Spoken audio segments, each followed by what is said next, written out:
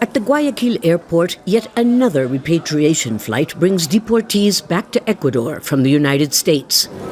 20-year-old Yasser Morales is one of them. I left to escape extortionists where I worked. Where will he go now that there are presidential elections here, I ask? Chile. Deportee Max Estrella says he may try crossing the U.S. border again, but he wishes he didn't have to.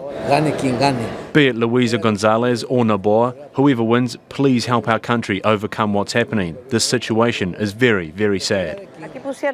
200 kilometers away from crime-infested Guayaquil, violence and fear are even more rampant. Here in Puerto Bolivar, this is all that's left of a house where a family used to live next to the river. More than 200 families were forced to flee for their lives after drug traffickers blew up their homes.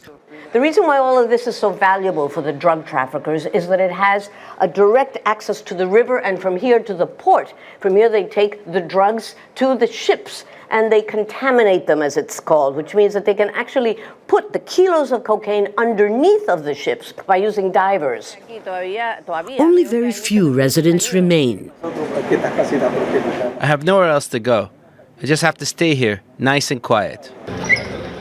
Ecuador is caught in a vicious cycle of poverty and violence, spread by criminal organizations that control drug trafficking, kidnapping, and extortion. A direct result of weak state institutions that have been infiltrated and corrupted. In the first 3 months of this year, the number of murders rose by 63%. General Renato Ceballos, who's in charge of the Pacific Coast Auto Province, says police are fighting back as best they can to combat crime. Until just a few years ago, this was a peaceful country. But now, restoring peace in Ecuador has become an overwhelming challenge. Lucia Newman, Al Jazeera, Puerto Bolivar, Ecuador. Make sure to subscribe to our channel to get the latest news from Al Jazeera.